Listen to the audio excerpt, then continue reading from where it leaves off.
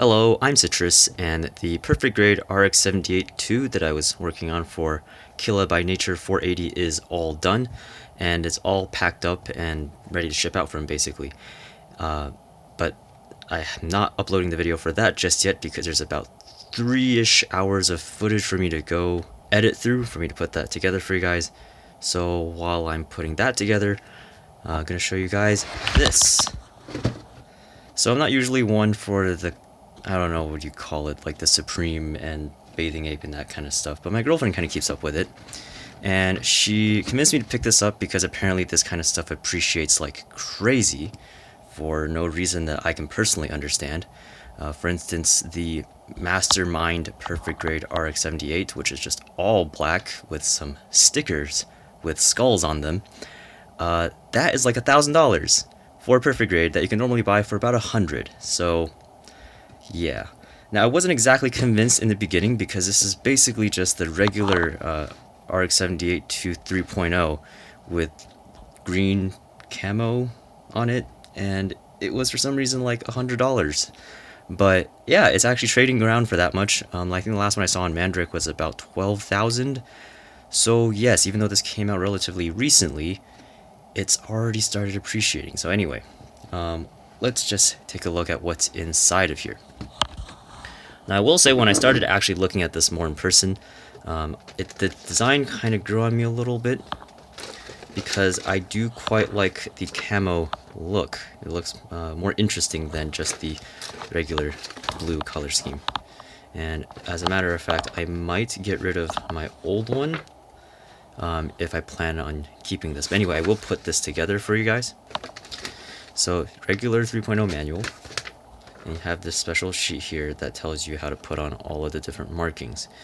Now I think at some point during the pre-order window there was some confusion about what kind of markings this came with. I thought it would be water slide, which would make a lot of sense because this is massive right here. Okay, so just zooming this in for you here. This one shield is all one sticker except for that little logo there and the little bits on the corners, and it's a similar deal with the chest. Now if you guys know anything about the clear stickers, they do fold, but not super well, and if you get air bubbles underneath, it's a huge pain. Now when you get large air bubbles underneath a water slide decal, what you can do is just make a small incision over the bubble, push it out, and then once you put some decal setting solution on top of it, the whole decal is sort of glued back together again, so the cut goes away. But obviously that doesn't work for the clear stickers because it's just a piece of plastic. And as it turns out, unfortunately, you can see here, these are just regular Gundam marking seals stickers, identical more or less to the ones that regularly come with the kit. So is that disappointing? A little bit, but it's not the worst thing in the world. Now I have heard of a technique, and I don't exactly remember where I saw this. I think it was from one of those Bandai customization things that they sometimes put on Gundam Info, where they tell you how to make your bone stock kits look better. And what they recommend is wetting the back of this sticker so that the decal solution, or so the adhesive is a little bit thinner, and then you're able to move it around a little bit more than you would otherwise. And what you do is you'd be able to work out all of the air bubbles by just scraping it outwards. And then if you don't damage in the process, hopefully by using something soft like maybe like a toothpick or like a plastic card instead of something metal like a knife, it should set okay. And because you're not taking any of the adhesive off, you're just softening it, kind of, it should still set perfectly fine. So I think I will attempt to do that with a smaller piece first, and then if that goes well, I will show you guys how that works. And then anyone who does pick up this kit and actually builds it, like me, instead of keeping it sealed in box to keep all of its value, you know, they'll have an easier time doing that. So everything here, if you've seen a 3.0, is basically the same.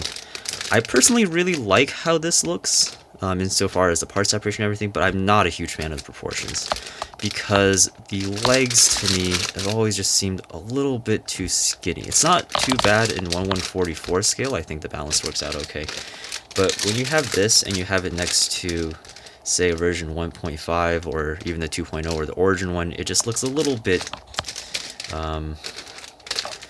what's the word? I don't want to say anemic, that's not the right word, but it just looks a bit lacking, like physically, you know? Yeah, but I do really like this dark green color.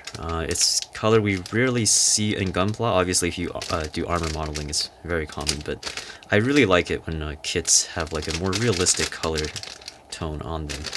For instance, I have a bunch of the Origin kits, and they're all like the exclusive land battle type versions, like the prototype Goof and the Zaku Cannon and all that.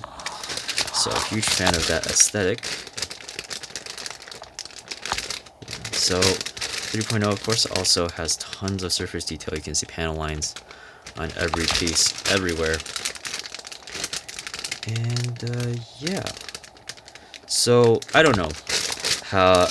My girlfriend also said that if I were to build this, and I do a really good job on it, finishing it, I should be able to flip it for a lot of money. I don't really know if that is necessarily the case, because I don't know what, like, exactly who the audience is for this. I know there are a lot of Gundam people who are into the clothes and the shoes and bags and hats and whatever it is, but I know they also like to have their things in good condition, probably unmodified. So the question is, does putting this together count as, you know, ruining a collectible item, or is it like finishing an item that's not already complete? Hard to say. So actually there is something I'm confused about. So a lot of these actually go over parts of the kit, especially on the chest. What are those? Some of these white markings I know they go on the chest, so that would mean I'd be putting a sticker over another sticker. Oh, by the way, I would definitely not recommend using these things, because these scrape super easily, and they all go on the joints where you know, they're prone to get a lot of wear and tear. So it's probably best to just paint it. Like, you do proper surface prep on the joint, you paint it so that the paint sticks, and then you top coat that, and then that will be able to take much more of a beating than this stuff, because if you were just scratch this lightly, it'll basically come off the backing, and even if you top coat it, I mean, the ink only sticks to the plastic backing as much as it can. So top coating it really won't do much for you, unfortunately. But yeah, and actually now that I look at the parts count here, it's... oh boy. So this is, I believe, a higher parts count than the Origin RX-78, because it's so much more bitty, and it does the real grade coloring scheme thing, which means everything is made of a billion parts.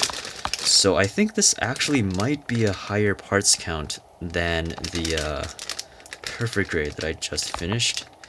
And one of the big talking points about why that project took me so long is because of how insane the parts count was, and how prepping each piece and detailing it took forever.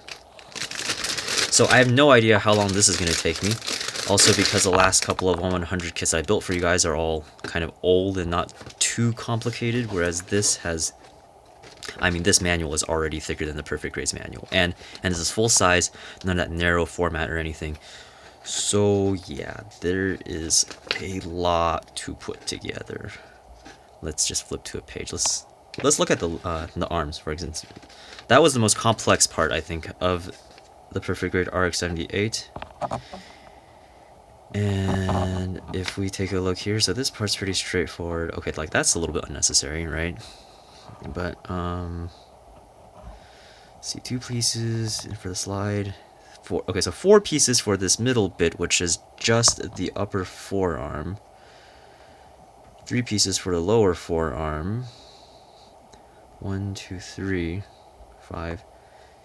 6. Wow, okay, so that's 6 pieces for the elbow, which, if I remember correctly, that's 1, 2 on the sides, polycap in the middle. 5. Wow, that actually is just 1 piece short of what it is on the perfect grade. No, 2 pieces short, yeah. That's 8 pieces. So this is pretty close. Now, on the bright side, because this is a relatively new kit, I would expect the plastic quality, of course, to be fantastic, and that I won't have to do much fixing for like flash or mold defects or anything like that, because obviously we've gotten a lot better at that. And since, of course, I'm not building this for another person, I'm not putting myself on a schedule or anything, so should be a more relaxing experience as well. I guess my only real concern is that I don't end up ruining a master grade that for some reason or other costs $100 when it should really cost maybe only half of that. Like, you don't even get any extra accessories for this thing, you know? It's just the regular kit with 1 decal sheet, and because this monkey thing is on it, it's worth a billion times more. Yeah. So this one actually came from Bandai Hong Kong, so Bandai Asia technically. Kind of weird because Bathing Ape, or whoever these people are, they're Japanese, and I believe this was a exclusive you could have bought in their stores. Oh, and look, the box doesn't tell you how much it is.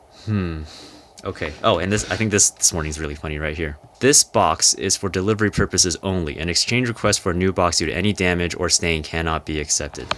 And see, this just goes to show the people who made this are very aware of the people who collect stuff like this.